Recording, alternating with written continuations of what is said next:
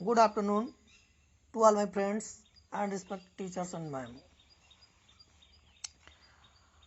आशा ही नहीं बल्कि पूर्ण विश्वास है आप लोग बहुत अच्छी तरह से रह रहे होंगे। इसलिए लॉकडाउन की स्थिति को समझते हुए अपने को और अपनों को जागरूक कर रहे होंगे। कोई नहीं, बट आप सभी लोग मेरी क्लास के समय, लंच के समय कॉपी करके सो जाते हो।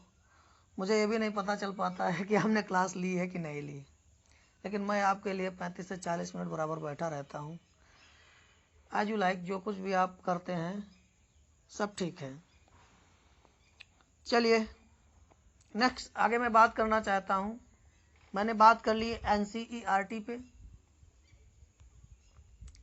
और एससीईआरटी पे। आज जो फोकस है मेरा totally through light on NCTE पे। एनसीटीई जो हम सब लोगों से जुड़ रहा है, इसको थोड़ा सा जानना बहुत ज़रूरी है। National council of teacher education, राष्ट्रीय अध्यापक शिक्षा परिषद, जिसको आप देख पा रहे हैं, फिगर में देख रहे होंगे, जिसकी स्थापना 17 अगस्त 1995 को हुई और इसका मुख्यालय नई दिल्ली है। इसके वर्तमान अध्यक्ष डॉक्टर सतबरी बेदी हैं और सदस्य सचिव श्री संजय जी अवस्थी हैं। और एनसीटी के गठन में कुल 43 सदस्य होते हैं, जो 43 सदस्य कई शैक्षिक विभाग से ही जुड़े हुए होते हैं। वर्तमान समय में 40 सदस्य कार्य कर रहे हैं। लेकिन थोड़ा सा हमें समझने की ज़रूरत है इसके हिस्ट्री को लेकर के, इसके इतिहास को लेकर के। एनसीटी का इतिहास जो 1973 से पूर्व एनसीटी की भूमिका अध्यापक शिक्षा से संबंधित सभी विषयों पर केंद्रीय और राज्य सरकार के सलाहकार के निकाय के रूप में कार्य कर रही थी। इस परिषद का सचिवालय एनसीईआरटी के अध्यापक शिक्षा विभाग में स्थित था और शैक्षिक क्षेत्र में प्रशंसनीय कार्य करने के बावजूद भी परिषद अध्यापक शिक्षा संस्थाओं की बढ़ोतरी और घटिया किस्म की व्यवस्था को रोक पाने में अपने आप को असमर्थ पा रही थी। हालांकि काम बहुत अच्छे से कर रही थी, अध्यापक शिक्षा के संपूर्ण विषयों पर कार्य कर रही थी और केंद्रीय और राज्य सरकार के एक सलाहकार के रूप में थी। लेकिन आगे चल करके क्या देखा गया, जो अध्यापक शिक्षा स्पेशली टीचर एजुकेशन की जो गुणवत्ता है वो बेहतर नहीं हो पा रही थी। इसके लिए एनपीई राष्ट्रीय शिक्षा नीति 1986 नेशनल पॉलिसी एजुकेशन प्रोग्राम जैसे आता है, तो 1986 के कार्यान्वयन में अध्यापक शिक्षा प्रणाली को सर्वथा दुरुस्त करने के लिए, उपाय करने के लिए सांविधिक दर्जे की बात कही गई। इससे अपेक्षित संसाधनों से युक्त एनसीटी की कल्पना की गई। कहने का मतलब यह है कि जो एनसीटी की कल्पना है, ये 1986 एनपीई 1986 नेशनल पॉलिसी एजुकेशन जब आती है, तो वहाँ पर इसकी कल्पना की जाती है कि जो अध्यापक शिक्षा के लिए विशेष प्रकार से सुधारने की आवश्यकता है और उसके लिए बेसिक इंफ्रास्ट्रक्चर जुटाने की आवश्यकता है और संसाधनों से इस प्रकार से उसे युक्त किया जाए ताकि हमारा जो बेहतर से बेहतर तरीके से टीचर एजुकेशन में सुधार लाया जा सके। वहीं से एनसीटी अधिनियम 1993 की संख्या 73 के तहत 17 अगस्त 1995 को एनसीटीई या national council teacher of education अस्तित्व में आया और काम करना शुरू कर दिया। अब आप देख पा रहे होंगे कि एनसीटी अपने आप में जो भारत सरकार की संस्था है, पूरी तरह से ऑटोनोमस बॉडी है, स्वतंत्र निकाय हो चुकी है और भारत सरकार से इसका लेना देना है। तो टीचर एजुकेशन पे जितना भी काम हो रहा है वो एनसीटी बराबर कर रही है।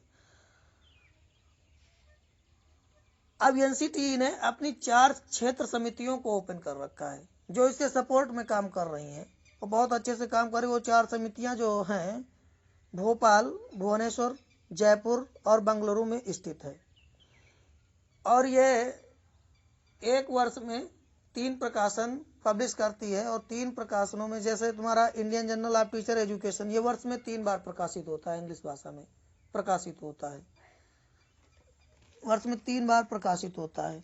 2 और जर्नल पेपर हैं, वो आपका टास्क है उसको लिख करके बताओगे वो कौन कौन से हैं, क्योंकि आप लोग बिल्कुल निष्क्रिय हो जाते हो।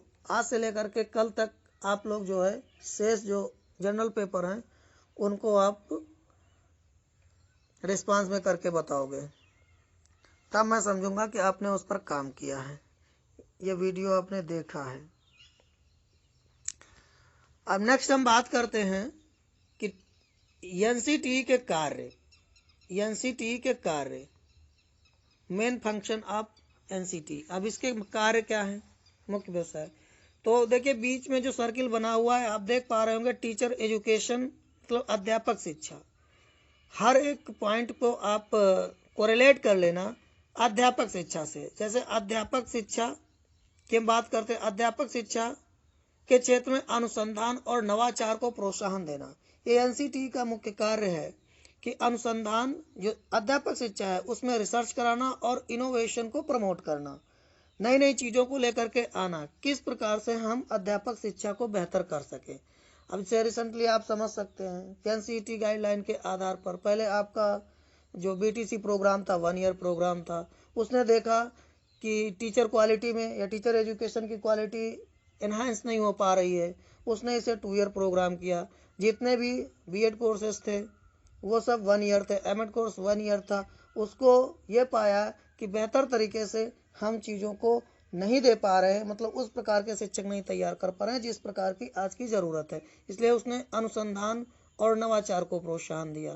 फिर नेक्स्ट अगर बात करते हैं, अध्यापक शिक्षा में विभिन्न मानकों का निर्धारण और अनुरक्षण करना। विभिन्न मानक, जो एक अध्यापक शिक्षा के लिए विभिन्न प्रकार के स्टैंडर्ड्स होते हैं, जो नॉर्म्स तय किए जाते हैं, वो दूसरा कोई नहीं, एनसीटीई के गाइडलाइन के आधार पर ही तय किए जाते हैं। आगे संपूर्ण विषयों पर सरकार को सलाह देना। अध्यापक शिक्षा से रिलेटेड जितनी भी चीज़ें होती हैं वो सब क्या, संपूर्ण विषयों पर सरकार उनको सलाह देती है। अगर कोर्ट से भी कोई केस, ऐसा केस होता है कि अध्यापक शिक्षा को लेकर के, तो उस पर एनसीटीई की गाइडलाइन ली जाती है। एनसीटी जैसे आप शिक्षा मित्र और बीटीसी के बीच झगड़ा हो रहा है, इनके नॉर्म्स, ये बीटीसी के लोग कह रहे हैं शिक्षा मित्र अपने नॉर्म्स नहीं पूरे कर रहे हैं, और उधर शिक्षा मित्र लोग अपना दावा कर रहे हैं कि हम लोग नॉर्म्स पूरा कर रहे हैं। तो ऐसे में जो एनसीटीई की गाइडलाइन है उसी के आधार पर काम करना होगा। हमारे जो शिक्षा मित्र आप देख रहे होंगे कि पहले ये पेमेंट भी ले चुके हैं, लेकिन सुप्रीम कोर्ट के एनसीटीई गाइडलाइन के आधार पर न हो पाने के, मानक न पूरे होने की वजह से उन्हें आज फिर पुनः इस तरह के संघर्ष करने पड़ रहे हैं। अगला पॉइंट है, जैसे तीसरे बिंदु पर हम जाना चाहते हैं, लेफ्ट साइड में, संस्थाओं को प्रमाणित या अप्रमाणित करना। एनसीटीई टीचर एजुकेशन से रिलेटेड जो भी इंस्टीट्यूट हैं उनको सर्टिफाई करती है कि वो एलिजिबल हैं या नहीं है, वो टीचर एजुकेशन के लिए अप्रोप्रिएट कंडीशन रख पा रहे हैं कि नहीं रख पा रहे हैं, वो टीचर्स को फैसिलिटी दे पाएंगे कि नहीं दे पाएंगे, इतनी उनकी बिल्डिंग कैसी है, या वहाँ का जो फिजिकल मैनेजमेंट है वो कैसा है, उसको देखते हैं, और उसका सफिशिएंट प्लेस देखते हैं कि नहीं है, और प्रयोगशाला विधियों को भी देखने का प्रयास करती है। एनसीटीई जांच करती है कि क्या रियली में ये टीचर एजुकेशन के लिए एलिजिबल हैं, उन मानकों को तैयार करती है, उन्हें प्रमाणित करती है, अप्रमाणित करती है। आगे पाठ्यक्रम में प्रवेश, अवधि, पाठ्यक्रम, परीक्षा आदि के संबंध में दिशा निर्देश।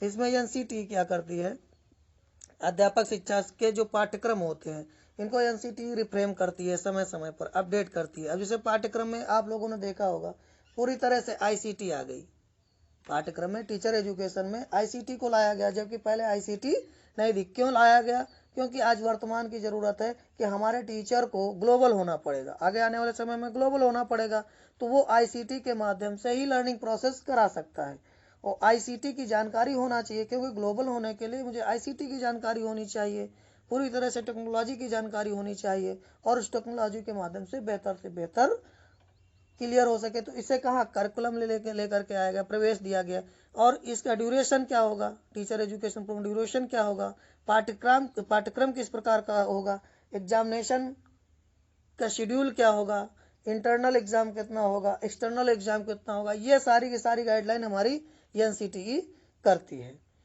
तो इस प्रकार से एनसीटीई के कार्य खत्म होते हैं और ये it is a very important for us, for to all us, हम सभी के लिए ये बहुत ही इंपॉर्टेंट है और इसको देखने का प्रयास करें। Thank you. एनी डाउट हो तो क्लियर कर लेना।